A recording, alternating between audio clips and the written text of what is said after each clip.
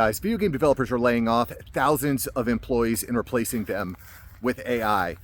There was a survey that just came out that reflected 87% of game developers are replacing their staff with AI agents. Completely shocking, completely unprecedented. There's tons of implications here. And let's start with not just the survey, but let's look at the actual numbers here. In February of this year, EA, Electronic Arts, laid off 775 team members for AI and machine learning. Guys, that's 6% of their workforce. They're not the only ones. Microsoft trimmed 9,000 employees in July of 2025, and a good portion of them were from Activision and Xbox. I actually recorded an entire video on what Microsoft did in trimming out all the fat. But it gets even worse. I didn't even realize this, but last year, in January of 2024, Activision and Xbox had already let go of 1,900 employees. And get this, all the remaining artists were forced to use AI in their work or sign up for AI training. Guys, if you were in gaming or if you were thinking about getting into gaming, it is not a luxury, it is mandatory that you understand how these AI tools work. They're not the only ones though. Virtuos is a co-developer of major titles like Oblivion Remastered and Metal Gear Solid. They laid off 270 employees, about 7% of their workforce. These numbers are shocking, and they are coming.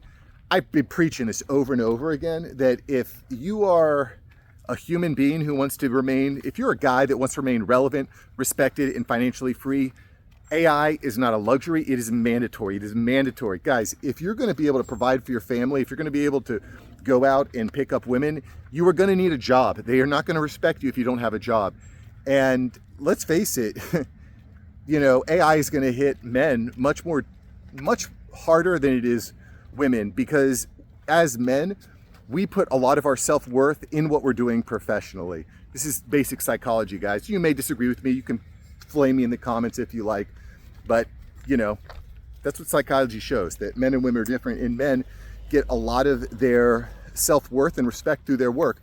And if you're replaced by an AI agent, it's going to be hard for you to respect yourself. And I'll tell you what, what are you going to do when you come home and you tell your wife, hey, I've been a game developer for the last 15 years, but they replaced me with an AI agent. It's gonna be rough going. But guys, it's not all doom and gloom. There are things that you can do now to prepare. So today what we're gonna do is we're gonna cover specifically what functions AI is taking, how this is actually really exciting for the video gaming industry, and we're also gonna cover how you can adapt to these changes. And a lot of the things that you can do in the video game industry to adapt are applicable to every industry. So I think that this is going to be a really solid advice. If you want to stay relevant, respected, and financially free during this AI revolution, this is the time to hit subscribe and to like and leave a nice comment or a mean comment, whatever you want. So let's start by talking about what AI is doing. And here's another example of more layoffs. So King is the studio that has created Candy Crush. Just last month in July, laid off 200 employees. That's 10% of their staff. Are you guys seeing the rhythm? This is not just me saying AI is coming, AI is here. People are getting laid off en masse. So why do they do that? Well, they were leveraging AI systems to take over design work, writing work, doing testing and quality control. But that's not it. There's so many different things that AI is doing in the video game industry. It's actually shocking. And I'm just going to name off a few of the things that AI is already doing and kind of explain about why this is so exciting for people that like video games. So already, procedural content generation, like creating game levels, maps, environments. It used to be painstaking to be able to build out these environments. Now you can do it almost instantly using AI. I kind of think about when I first logged into World of Warcraft Classic back, I don't even know, 15, 20 years ago, and I was just fully immersed. I was just shocked. And then I think about how much time went into creating that vanilla WoW experience and how much time it takes to create the experiences now. It's completely changed. The cost has been significantly reduced. Another thing that's really popular in AI is NPC behavior, animation, and narration. And there's already companies like Elder Scrolls, Minecraft, Red Dead Redemption are already using AI to inform NPC behavior. NPC is non-playable characters. These are basically avatars that you would experience in the game that you can communicate with, and they're using AI to create unique experiences. So based on what you say to the NPC, you get a certain result back. They can say something different back to you, or they can give different emotions. And again, the amount of time that it used to take to create these graphics, these motions, these various ABC tests has been significantly reduced, and it will continue to be. AI code writing is a big deal. We talked about that at length on the channel. Vibe coding is real. I actually posted a video on how I saved 90% on software development by using AI to write code. It is really freaking cool. I think there's still a long way to go, but it is really, really cool. Art and asset creation. And we talked about this earlier. If you were working at Blizzard, if you were working at Activision, they basically said, hey, you can either put up or shut up. You're either learning to use generative AI to create art, or you can go find another job. And, I know a lot of artists, a lot of creatives are not happy about this. And I get it. I'm an artist. I love to draw, paint, all that stuff. But the reality is that AI is exceptional, does a really good job. And, it's here. And again, the proof is in the pudding. They're laying off thousands of employees and saying, if you're still here, you're going to take our mandatory training, you're going to learn it, or you can GTFO. So art and asset creation already here. And by the way, I just think that being able to create graphics and images using AI is really, really cool. I love it. I just think it's awesome. Play testing and balancing. So these studios are creating AI agents that just go in and test levels, make sure that there's no bugs. They mimic player behavior. They're just, and the cool thing about AI agents is you can have an AI agent run through a level 50,000 times. That's the thing that's so interesting about it. It's the scalability. I recorded a video about this a few days ago. I'll put a link to it up here about how doctors and researchers and drug developers are using AI to run tens of millions of models and create novel drugs that fight bacteria and can cure things like MRSA and gonorrhea. So that is a big power of AI, is being able to just create and perform many actions, thousands, millions of actions in order to come to the best result. So they're using this for play testing and balancing. That's going to save just tremendous amount. You can start to see how by using these tools, these game development companies can save lots and lots of time and money. Dialogue, kind of spoke about that a little bit. Can you imagine putting on your headset and then speaking to an NPC and the NPC speaking back? I mean, this is like, not only is it already happening, I think Elder Scrolls was doing this. Not only is it already happening, but it's so easy to implement. I mean, hell, dude, you can just use the OpenAI API and you can start having conversations. Just ChatGPT's audio is spectacular. And being able to enhance that and integrate that into video games, I think is a no-brainer. Just by the way, don't go falling in love with with that NPC digital woman at the tavern. Okay, don't do that. That'd be a mistake. Translations. Sounds obvious. You could create a game in English. It could be converted to all these other languages. Something that we're actually using with one of the software companies I do marketing work for. We create YouTube videos that do demos of the software, and then you can use AI to dub that into essentially every language on earth right through YouTube. It's very, very useful, especially because we have a lot of German users, a lot of Austrian, a lot of Spanish users, and being able to forward them to videos that we've produced on YouTube and have them just leverage the AI dubbing for their voice is really, really convenient. Moderation, community management, another way that AI is being used in gaming. Player personalization and analytics. The more data you send into the AI, the better the results you're going to get back, as long as that data is clean. So while as you were probably shocked by now. I was shocked when I heard and saw how much AI is being used in these video games already. And for all the people that say AI is not real, AI is a scam, AI is just junk. I mean, you can actually see it in practice. You can see the ramifications in practice. People are being fired, they are being laid off, they are being forced to upskill in order to use these tools. So what's the result? Well, I mean, it's hard to actually assess how much cheaper games are to make now, but I've seen reports that games are up to 50% less expensive to build. Teams are smaller, they're more streamlined, your AI agents are working in the background. Well, what does this mean? Well, it means there's gonna be a lot more games. It means that you don't need to be part of a $1 billion studio like Activision, and you could actually be a guy in your garage creating some epic gaming experiences on your own. So what you're gonna see is a complete shift in the model. And by the way, this is every industry, which I think is interesting. There's this democratization of creation. So you don't need to have billions of dollars, hundreds of millions of dollars of spend in order to create a game. You could create a solid game on your own, put it on a marketplace, people like it, people share it. You could create $100 million gaming property essentially by yourself if you know what you're doing, which I think is just so cool.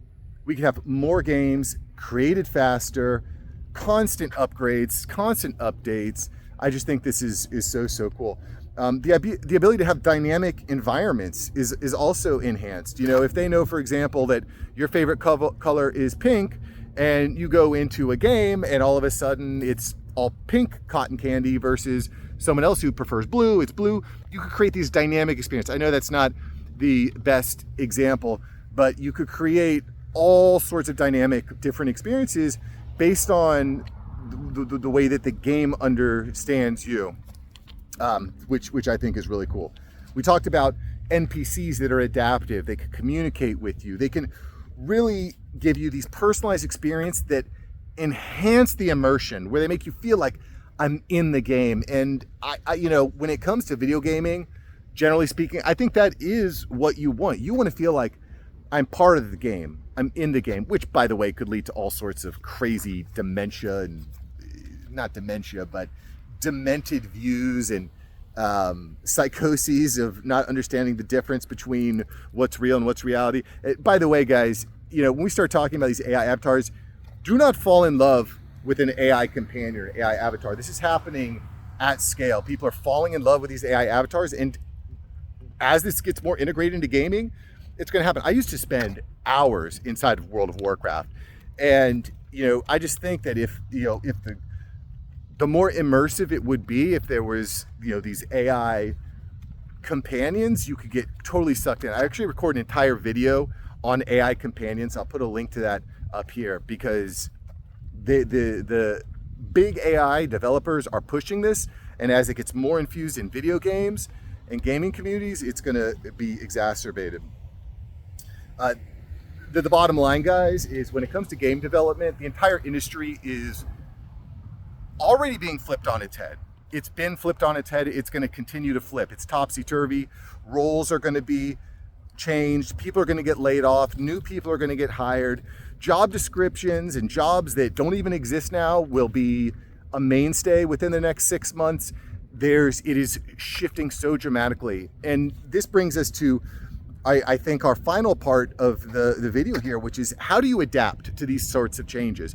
And again, I'm going to speak specifically about gaming, but these same concepts apply to the industry that you're in as well.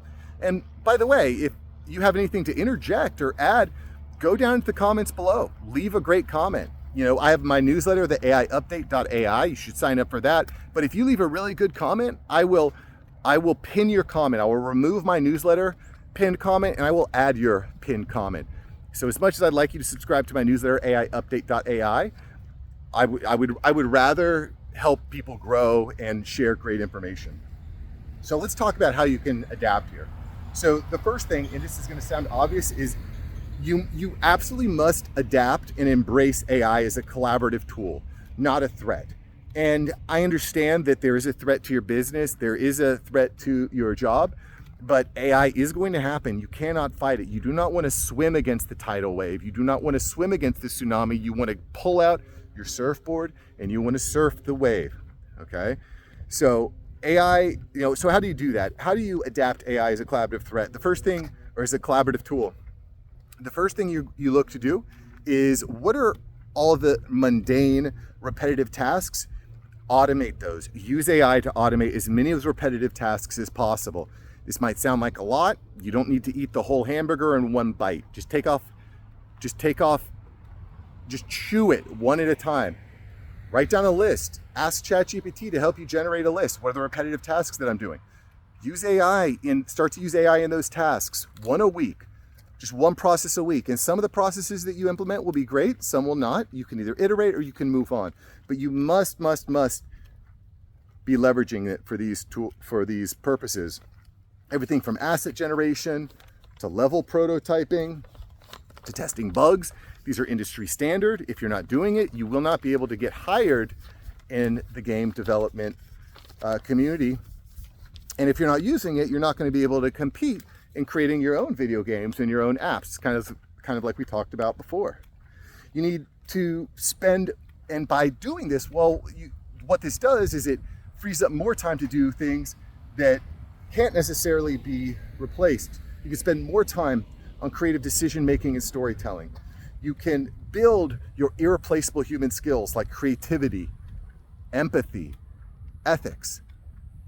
I was at church this weekend, and the pastor said something that really hit home. He said, God creates and the devil counterfeits. And in this context, when you think about this, that's what AI is doing. It's essentially counterfeiting. It's a diluted version of the creation that you can do. So find the ways that you can give the most robust experience when it comes to creativity and empathy. Because AI can mimic, it can counterfeit empathy and creativity, but it cannot replace that human connection. It cannot replace you, okay? You absolutely must be upskilling on AI technologies. You must be upskilling your skills, and specifically prompt engineering. If you're in gaming, that's everything. Everyone should be learning prompt engineering right now. Machine learning basics, generative AI like Midjourney, Google Genie, which is insane. If you've seen Google Genie, it is mind-blowing what is possible with Google Genie. It's rendering these 3D worlds almost instantly via text. It is. When you see that, you realize gaming will never be the same. Sora, Ideogram, these are all AI tools that you can start playing with to do creative generative AI, which is absolutely just spectacular. Guys, you need to be building your personal brand. As soon as you get onto a potential call with a client or a customer, they are going to go onto social media and they're going to look to see if they can find you. They're going to want to know who you are. I actually recorded an entire video about this. It is really hard to get a job interview now, and it's really hard to get hired because there are so many people that have been laid off that are trying to find these jobs, A, and B, AI agents are trying to apply for all these jobs. So not only you're competing against humans, you're competing against an army of bots trying to compete for those positions. So building your personal brand online is a big part of that. And again, I have an entire video on what you can do to stand out and get hired, okay? At the very least, get an interview, which is really, it's the first step in that conversion funnel to getting hired, okay? Specialize and innovate in human AI hybrids. And this is going to be one of the biggest problems in gaming, in AI, is AI often sounds robotic. It doesn't have that human touch. So specialize in understanding how you can make the interactions that users and players and customers, how can you make those interactions as human as possible? How can you elicit human emotion, joy, fear, anger? How can you elicit those emotions and really learn to engage deeply with that human emotion? I think that is probably the biggest flaw that we have with AI right now, is it really kind of struggles to get that human emotion. But the better you are at leveraging AI to evoke human emotions, the more successful you're going to be in this new world. And listen, if you like this video, thank you for subscribing. I think that you're really going to like yesterday's video as well. And by the way, if you learned something, definitely smash the like button, leave a comment, because I'm bringing you fresh videos Monday through Saturday, and on Sunday we rest. But 6 days a week, you're gonna get a fresh video about how AI is changing your world. And in fact, yesterday, I covered this just crazy concept that companies are firing people, blaming it on AI, but it might not necessarily be AI. It's just people are getting fired like crazy. I mean, we are looking at hundreds of thousands of jobs this year that people are being laid off, and there's all these different reasons. But when we start to look into the reasons and how AI is playing a role into that, I think it's a really fascinating topic. So check out yesterday's video. Thanks for subbing, and I'll see you in the next one. All right, peace. Go crush it, man.